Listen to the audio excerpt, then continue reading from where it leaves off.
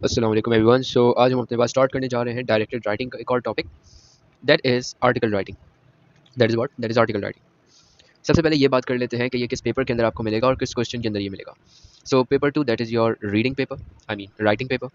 And question number 1 ये fix pattern है इसका। पेपर 2 जो आपका राइटिंग पेपर है, इस राइटिंग पेपर के क्वेश्चन 1 के अंदर आपको क्या मिल जाएगा? आर्टिकल राइटिंग का क्वेश्चन या किसी भी डायरेक्टेड राइटिंग का क्वेश्चन आपको मिल जाएगा। When I say directed writing, so I mean to say informal, formal, letter and email, report, speech and article. इन सब में से कोई एक दिया जाएगा और उन एक में से आपने अपने पास आंसर उसी का कंपलसरी है अटेम्प्ट करना। ठीक है। अच्छा भाई, अब अगर बात की जाए मार्क्स डिस्ट्रीब्यूशन की, तो before I start let me tell you that आपको इस पूरी एक्सरसाइज यानी आर्टिकल राइटिंग करने का 25 मार्क्स मिलता है। टोटल मार्क्स कितने मिलते हैं? 25 मिल जाते हैं। जिस 25 में से रीडिंग कंपोनेंट जो है आपका, ये रीडिंग कंपोनेंट रखता है 40% मार्क्स, यानी कि इसके अंदर आपको 10 मार्क्स मिलते हैं ऑल टुगेदर। इसके अंदर आपको 10 मार्क्स मिलते हैं all together. Next what we have, कैसे मिलेंगे ये मार्क्स? ऐसा क्या किया जाए कि हमें ये मार्क्स मिल जाए? 10 में से 10 कैसे लेना है, 15 में से 15 कैसे लेना है, या 25 में से 25 कैसे लेना है? आओ ज़रा हल्के हल्के डिस्कस करें। फर्स्ट ऑफ ऑल, ये क्या हो गया? Next, first of all wide range of selection. Wide range of selection का मतलब होता है कि आपने कुछ ऐसे पॉइंट्स को पिक करना है, कुछ ऐसे पॉइंट्स को अपने पास चूज करना है that are directly connected to the topic. When I say directly connected to the topic, I mean to say that, for example, you have a topic and that is related to the importance of the sports. That is related to the importance of sports. So when I say importance of sports, so it means that you have many sports. When I say the importance of sports, अगर मैं कहता हूँ that आपके पास topic है importance of sports, तो ये important sports बहुत सारे आ जाते हैं। आज ज़रा देख लेते हैं इसको भी। Cricket, football, basketball, rugby and final tennis etcetera, बहुत सारे। So over here you will not only talk about cricket, you will not only talk about cricket. अगर वो कहता है इंपॉर्टेंट स्पोर्ट्स, तो तुम सबके बारे में बात करोगे, not only related to cricket. अगर तुमने सिर्फ क्रिकेट की बात कर ली तो तुम्हारे सिलेक्शन के मार्क में 5 में से 1 मिल जाएगा।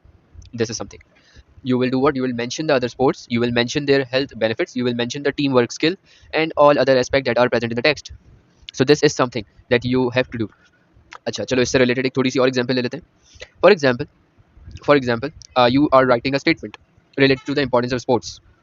What a bad statement is like and what is a good statement. मैं यहाँ पर दो स्टेटमेंट तुम लोगों को बता रहा हूँ, जरा इस दो स्टेटमेंट्स को देखना अपने पास। एक स्टेटमेंट कहता है sports like football, sports like football, cricket, and badminton improve the fitness,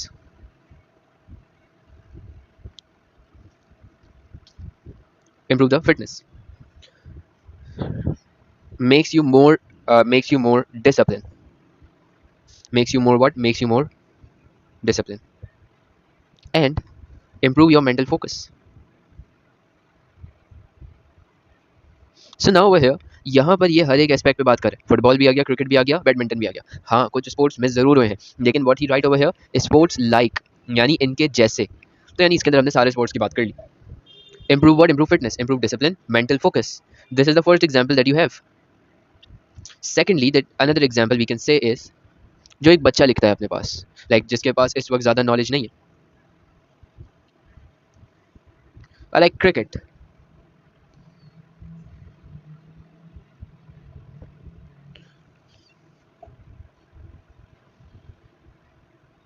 My friend also play cricket.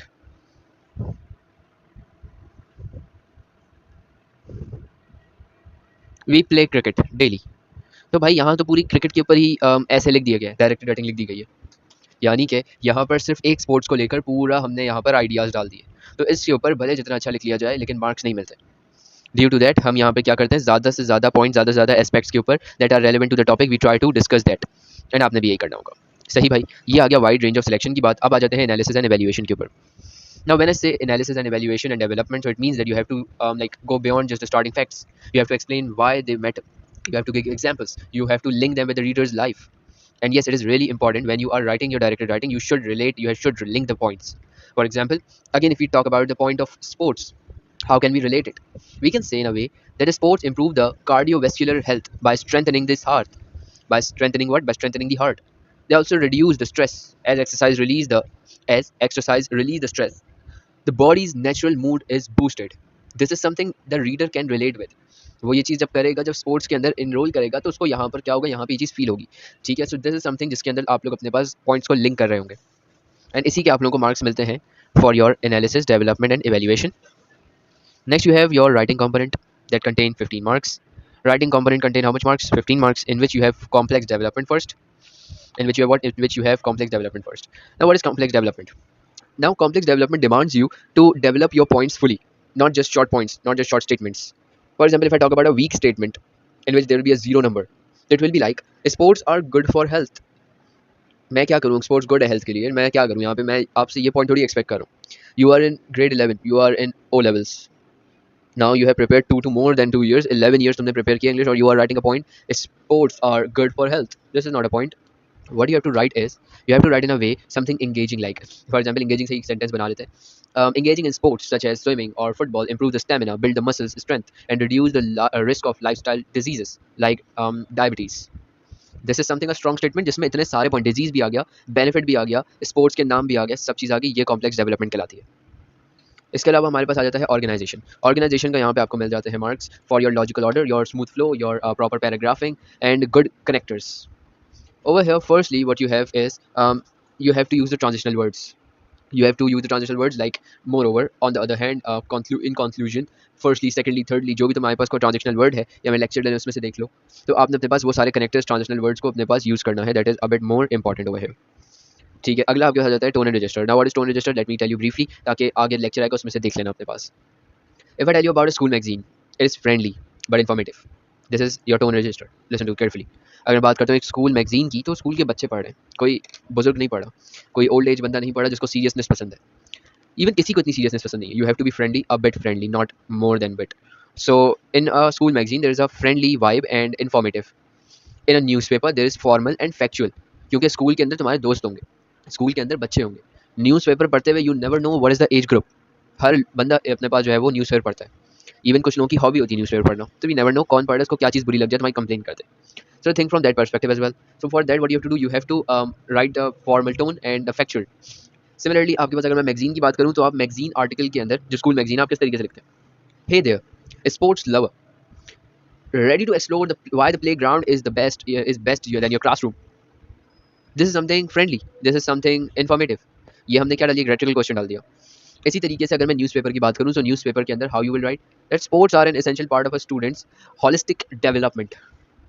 ठीक है, so this is something formal and this is something factual.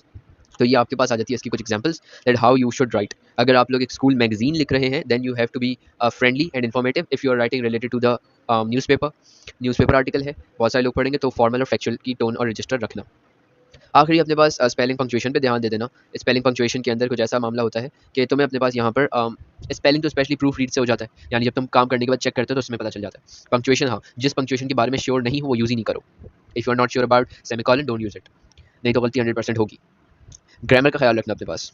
Grammar तुम्हारे पास काफ़ी इंपॉर्टेंट है। ग्रामर तुम्हारे पास कुछ ऐसा है कि 1 मार्क होता है इसका यूज़ करने का, एंड अगर तुमने एक छोटी सी भी गलती की तो 0 तो वहीं मिल जाएगा, स्ट्रेट फॉरवर्ड। सेंटेंस स्ट्रक्चर के ऊपर ध्यान देना। Sentence structure and sentence structural variety is very important. Over here for example तुम्हारे पास एक शॉर्ट सेंटेंस हो और इम्पैक्टफुल हो, या फिर लॉन्ग सेंटेंस हो और डिस्क्रिप्टिव टोन के साथ हो। फॉर एग्जांपल अगर मैं कहता हूँ that they teach discipline, who, sports teach discipline, resilience and team work and the quality that shape the future leaders. अब इसी चीज़ को मैं शॉर्ट करके क्या बोलूँगा, शॉर्ट करके बोलता हूँ, the sports changes the life of a sportsman. तो यार यहाँ पर तुम्हारे पास एक शॉर्ट के अंदर मैंने वही बात कर दी जो मैं लॉन्ग में कर रहा था। However it depend upon you, your word count, कि तुम्हारे पास वक्त क्या सिचुएशन है, तुम इस हिसाब से अपने पास काम करोगे। नाउ ओवर हियर वोकैबुलरी भी काफ़ी काम आती है। 10 to 15 good vocabulary you should be able to use, 6 to 9 acceptable है। When you are writing a article, so you should be more good with your vocabulary, because the richer and more topic specific your vocab, ठीक है, to get your higher marks. If you want a good marks, you want some good appreciation, you want a good grade, you should have a rich vocabulary. For example, if you are writing good for health, so instead of writing good for health, you will write beneficial for cardiovascular endurance. ये इतना मुश्किल नहीं है, लेकिन लिखो तो सही। Instead of writing very important, you will write indispensable या फिर vital। ये तुम्हारे पास एक सिंगल वर्ड 2 वर्ड्स की रिप्लेसमेंट दे रहा है, वर्ड काउंट बचेगा, ज़्यादा पॉइंट्स लिख सकते हो फिर। So this is something that you have to look into. This is something that आपके पास काफ़ी ज़्यादा काम आएगा। जो I hope यहाँ तक सारी बातें समझ आ गई होंगी। If there is any sort of question, so you can ask me in the comment section or you can contact me at my WhatsApp number. Thank you very much. See you in the next class. Allah Hafiz. Fi Aman Allah.